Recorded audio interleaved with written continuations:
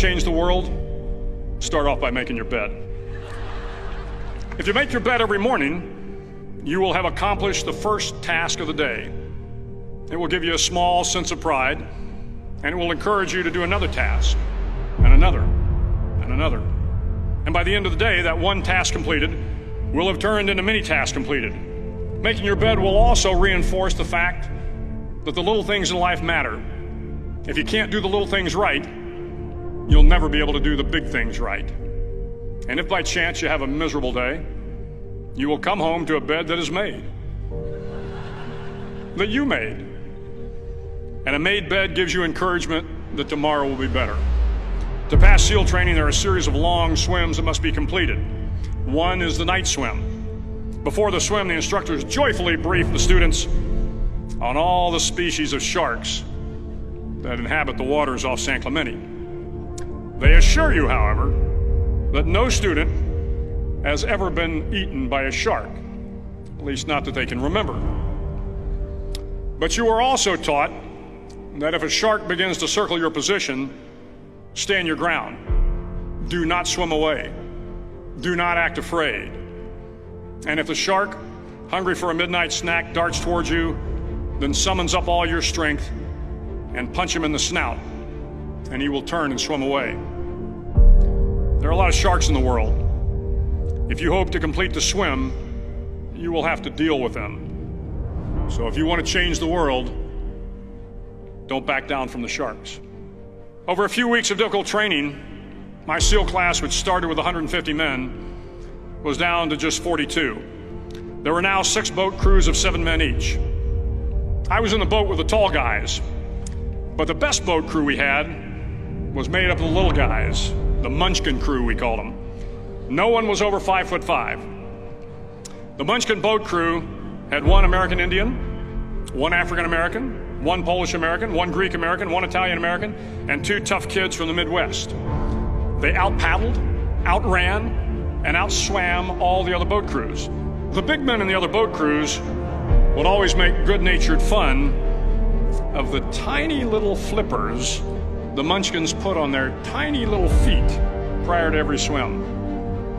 But somehow these little guys from every corner of the nation and the world always had the last laugh, swimming faster than everyone and reaching the shore long before the rest of us. SEAL training was a great equalizer. Nothing mattered but your will to succeed, not your color, not your ethnic background, not your education, not your social status. If you want to change the world, measure a person by the size of their heart, not by the size of their flippers. The 9th week of training is referred to as Hell Week. It is 6 days of no sleep, constant physical and mental harassment, and 1 special day at the Mud Flats. The Mud Flats are an area between San Diego and Tijuana where the water runs off and creates the Tijuana Sloughs, a swampy patch of terrain where the mud will engulf you. It is on Wednesday of Hell Week that you paddle down to the Mud Flats and spend the next 15 hours trying to survive this freezing cold, the howling wind, and the incessant pressure to quit from the instructors. As the sun began to set that Wednesday evening, my training class, having committed some egregious infraction of the rules, was ordered into the mud. The mud consumed each man till there was nothing visible but our heads. The instructors told us we could leave the mud if only 5 men would quit. Only 5 men, just 5 men, and we could get out of the oppressive cold. Looking around the mud flat, it was apparent that some students were about to give up. It was still over 8 hours till the sun came up. 8 more hours of bone-chilling cold. The chattering teeth and the shivering moans of the trainees were so loud, it was hard to hear anything. And then one voice began to echo through the night. One voice raised in song. The song was terribly out of tune, but sung with great enthusiasm. One voice became 2, and 2 became 3, and before long, everyone in the class was singing. The instructors threatened us with more time in the mud if we kept up the singing, but the singing persisted, and somehow the mud seemed a little warmer, and the wind a little tamer, and the dawn not so far away. If I have learned anything in my time traveling the world, it is the power of hope.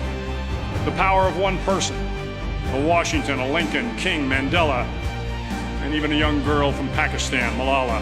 One person can change the world by giving people hope.